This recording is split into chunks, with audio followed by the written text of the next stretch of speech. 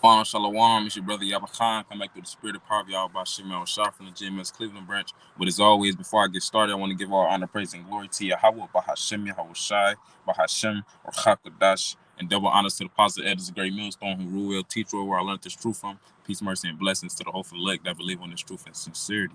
Lord willing, this be edifying. I titled this, Don't Complain or Blame, Offenses Will Come.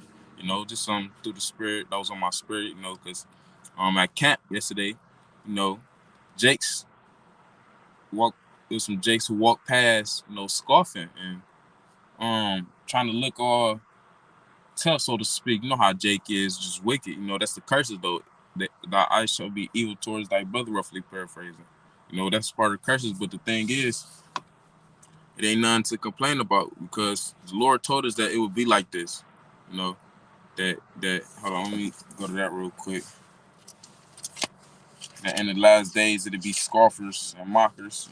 Apostle Paul, the Lord put the spirit on Paul to warn us, but it was the Lord talking through Paul. Let me go to that real quick. Lord willing, I'll find it.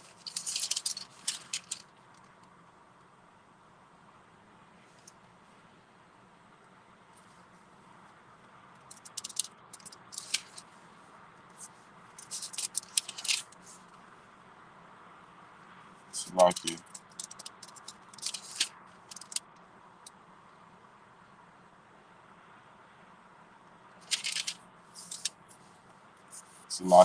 But yeah, the point being though, we gonna have people that come up, that just, despise the spirit of the Lord.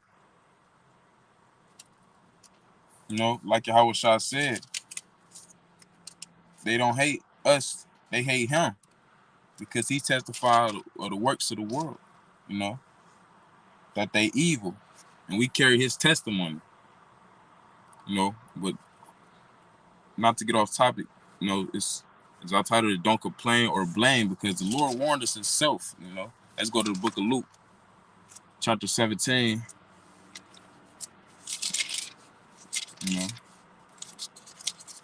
Yahweh Shah speaking to his disciples, but a disciple is just a follower of Yahweh Shah, and we, Lord willing, we be those disciples that came back.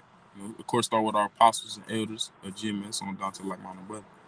But this Luke 17:1, then said he unto the disciples, it is impossible. Okay, I mean, it's not a chance. 0%. It is impossible, but that offenses will come.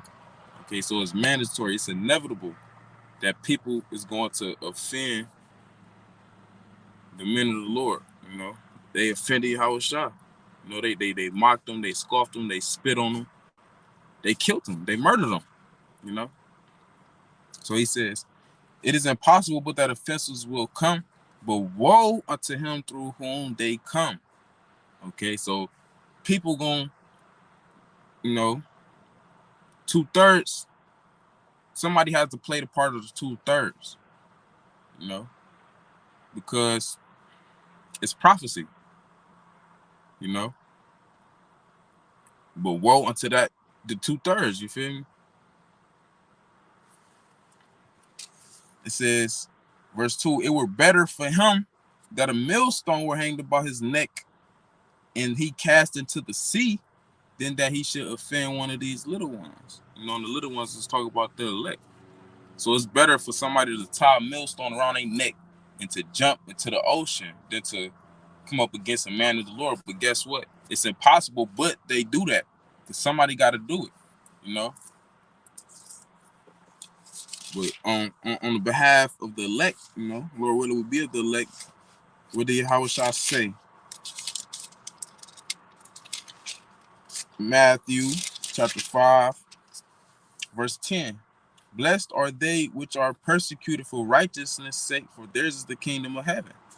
Blessed are ye when men shall revile you and persecute you and shall say all manner of evil against you falsely for my sake. For the sake of Yahweh Ba'ashem Yahweh Shah. He said, blessed are ye. So when these things happen, these things occur, it's a good thing on our behalf. Verse 12, rejoice and be exceeding glad. You see, Yahweh Shai instructed us to rejoice and be exceeding glad when people come up against us. Why? Reading on, for great is your reward in heaven. For so persecuted they the prophets which were before you. This stuff been happening to the prophets. Because, of course, the righteous prophets, because you got false prophets as well. But Yahweh Shai is speaking of the righteous prophets. This been happening to them. Why? Because the true prophets been, hold on, let's go to Jeremiah 28:8. They've been proclaiming, declaring to the world, so to speak, you know, in particular the nations that ruled over us. They've been declaring what the Lord has purpose. But let's go to Jeremiah 28:8.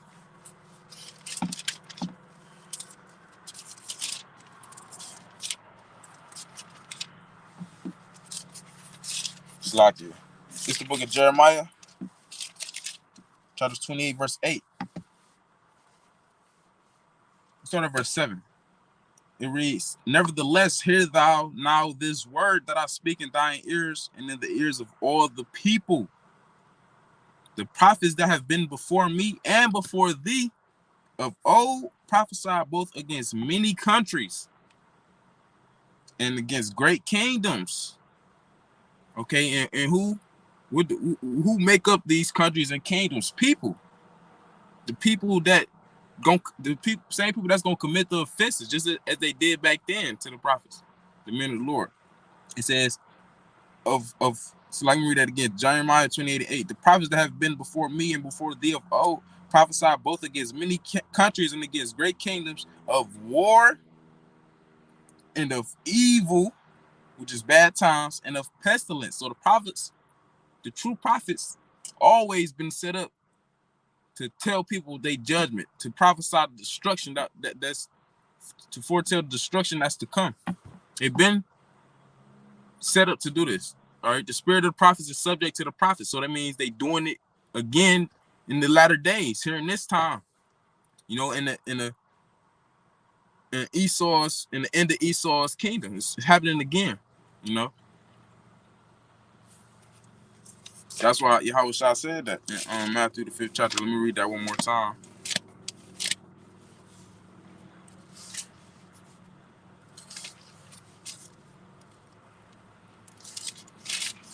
Matthew chapter 5 and verse 12. Rejoice and be exceeding glad, for great is your reward in heaven. For so persecuted they the prophets which were before you. You see, it has been happening to the prophets. You know, that's why I say don't complain or blame. Can't complain. Oh, people always coming up against us, mocking, scoffing, always looking at us crazy.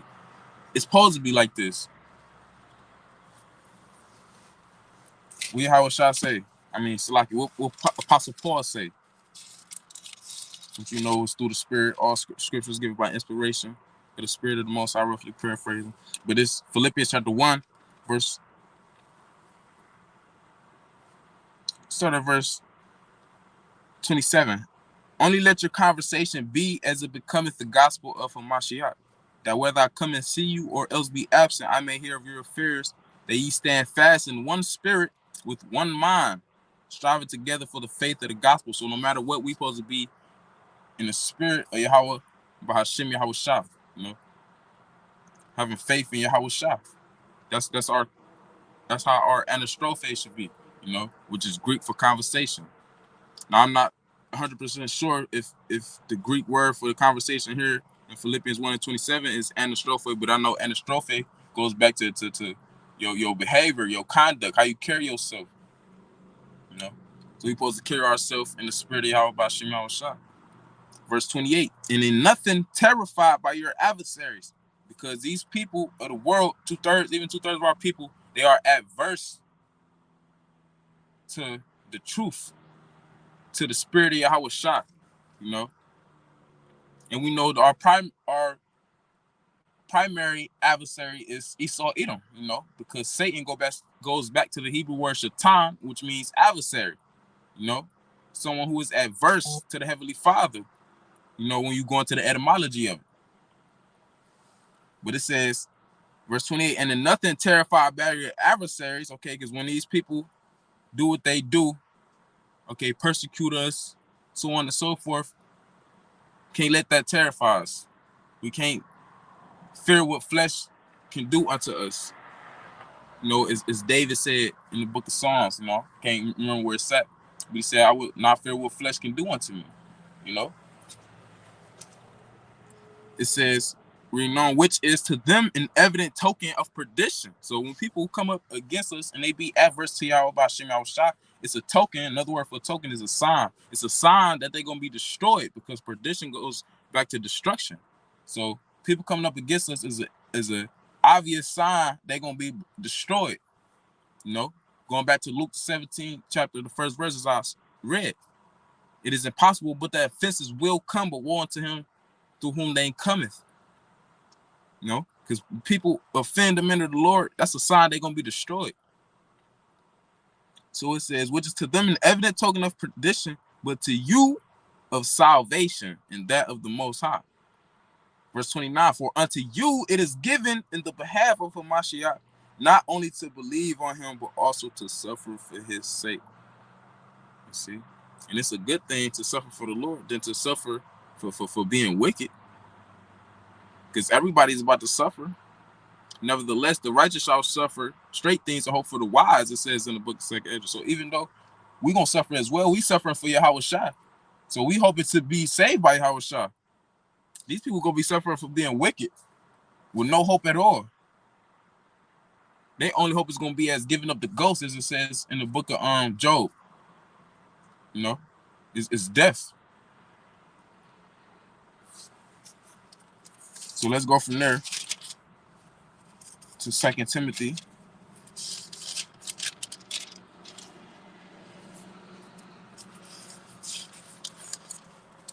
I said 2 Timothy. Yeah, it is 2 Timothy. Salakia. Let's go from there to 2 Timothy chapter 3, verse 12. It says, yea, and all that will live godly in Hamashiach Yahweh Shai shall suffer persecution. You see, it's you can't have one without the other. You can't call yourself a follower of Yahweh Shai, a disciple, a true man of the Lord, and don't suffer and don't get persecuted. Let's go to Matthew the 10th chapter. Matthew chapter 10.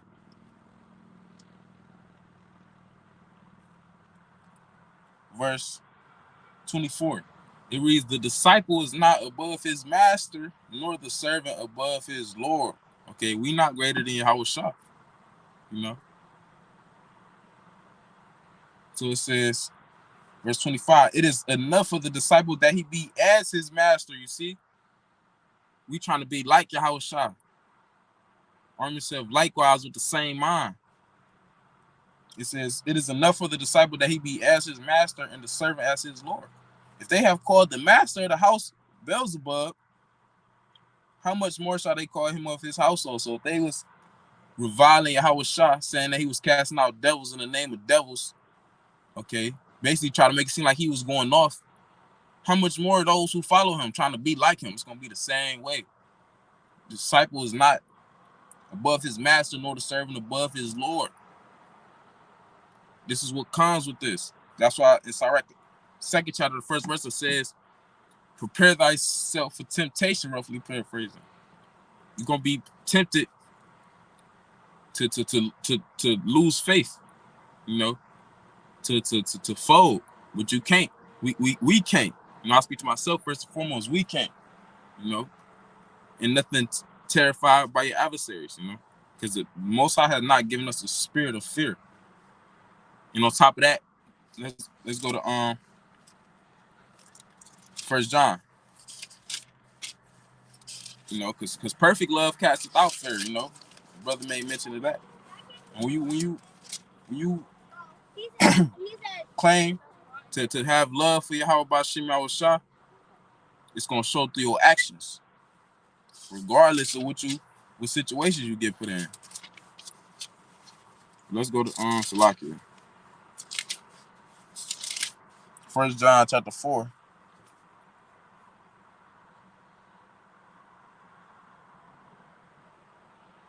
verse 17. Start at verse 17. It says, herein is our love made perfect, that we may have boldness in the day of judgment, because as he is, so are we in this world. Okay, Yahweh Shah was bold. Say the righteous was bold as a lion. Well, Yahweh Shah is referred to as the Lion of Judah. So he was the boldest. Okay. He wasn't backing down from the wicked scribes and Pharisees. He was cutting their ass. And that's why they constantly was conspiring, plotting to do evil. Because he was bold. And it says, as he is, so are we in this world. We the same way, which is why people would rather have us, be done away with, not be teaching, preaching, not to be serving Yahweh Shah, because they don't like it. They adverse to the spirit of Yahweh Shah. But verse 18, it says, there is no fear in love.